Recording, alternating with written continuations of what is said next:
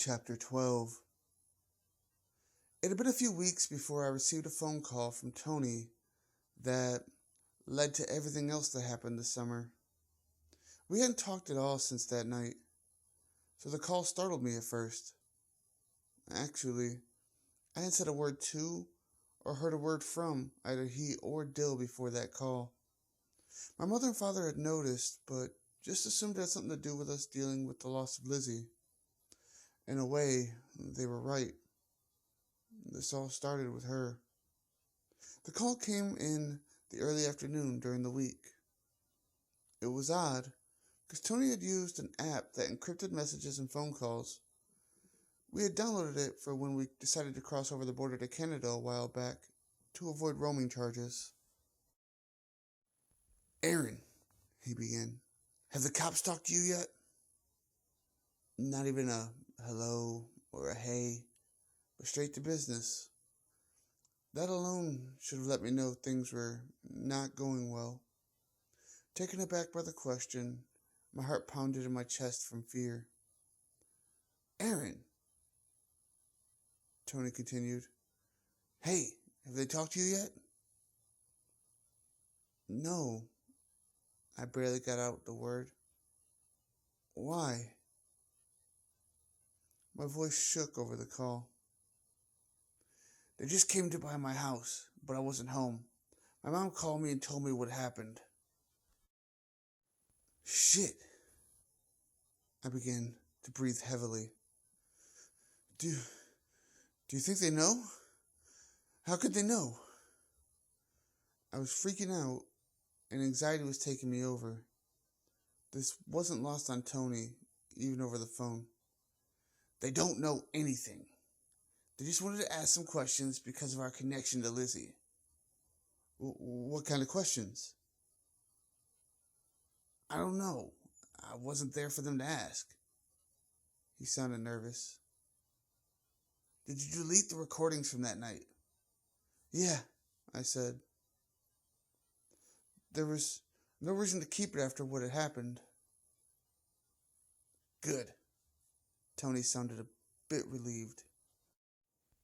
He continued talking, but my doorbell had begun to ring. I don't remember everything he was saying as I approached the front door. Nervously, I opened the door to see who was there. And right before my eyes stood the large, broad frame of Detective Parham. "I gotta go," I said and quickly ended the call. "Hello, Aaron." Detective Parham greeted me at the door. Hello, Detective," I responded, not knowing what else to say. "Do you have a few minutes to talk?" he asked me in a very polite manner. "Yeah," I responded, trying to not seem nervous, but not knowing how well I was doing. "What's going on?" I was able to spit out. "You mind if I come in?" "Sure." I laughed out a little. "Sorry, yeah, come on in." I allowed him in because I thought that someone who was guilty wouldn't. I showed him into the living room and allowed him to sit down on the couch. I sat in my dad's matching reclining chair, and we really began our conversation. "Are your parents home?" He looked around. "No," I answered him. "They're both at work for a couple more hours." "Oh, okay." He looked back at me. "Are you okay to talk with them gone? Or do you want me to come back?" Why would my parents need to be here? I played dumb the best I could. Every time we've spoken has been without them. He let out a very loud and long breath before continuing. "Do you remember what my job is?" He knew that I remembered, but I answered anyway, still trying to play innocent. "Yeah, it was homicide, right?" He nodded.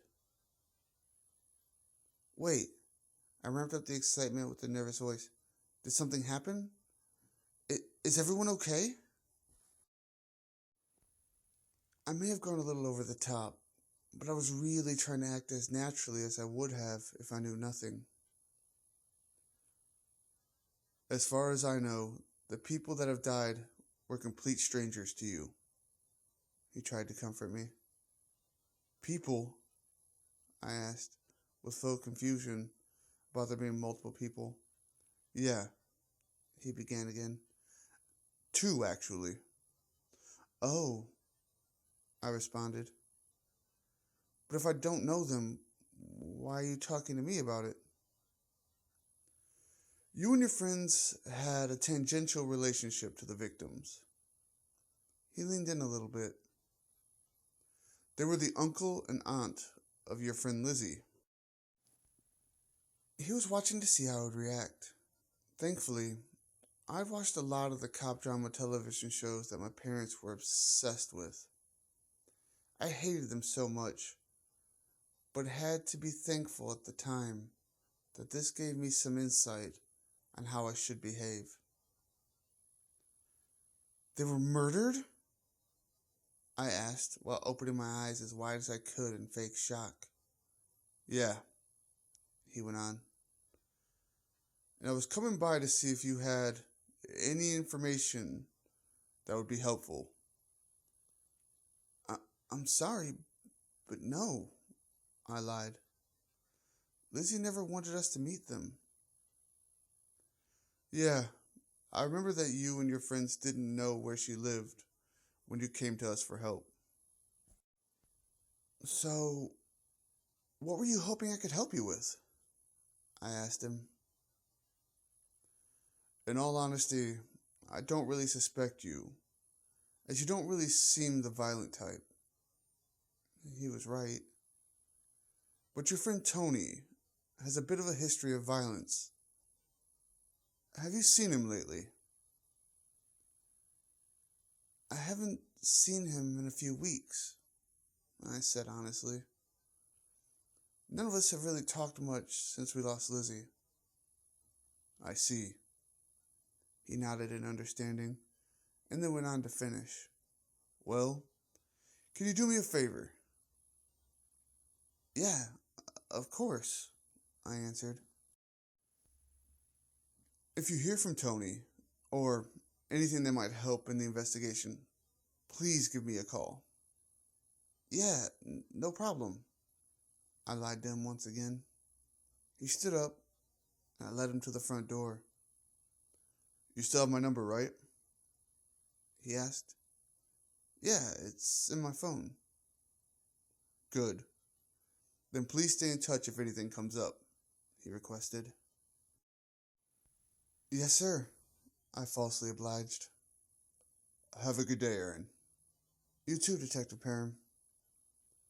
After my meeting with Detective Parham, things went quiet for a couple of weeks. Then I started receiving more and more messages and calls from Tony. He was becoming more and more nervous as the police seemed to be closing in on him. I think he's close to finding me again, he had said to me a few times over a couple of weeks.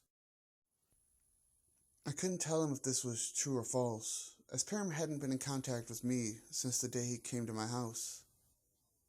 Dill was telling me that he was getting the same calls and messages from Tony, as he seemed to be their lead suspect. All we could do was support him from afar.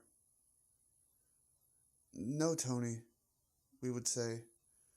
Just keep up whatever you're doing until the heat dies down, or they move on to someone else. Which probably was never going to happen, since it was us who did commit the crime. As time went on, it occurred to me that he was getting help from someone.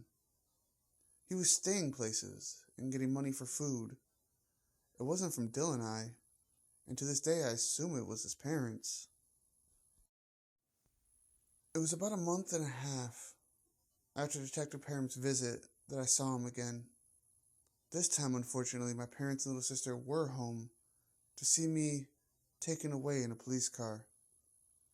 Don't worry, Mr. and Mrs. Lahaka, Detective Parham told them before leading me to the back seat of his car. He is not under arrest. We just need to ask him some questions, and it's about someone else. He smiled at my parents as they stood nervously in the front door. We'll give you a call when you can come pick him up. I hated seeing their faces as they started the car and began to drive off. While in police custody, I was put in a room and shown a video that pretty clearly showed Tony near the scene of where the murders took place.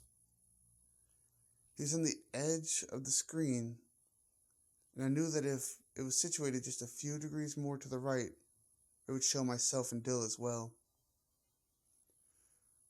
We got a hold of this traffic cam footage of Tony near the scene of the murders I spoke with you about last month, Aaron. Detective Parham informed me. While we can't hear anything, it looks like he's communicating with someone off screen. He leaned in close to me. Do you know who that might be? He asked, suspecting it was either me or Dill. No, sir.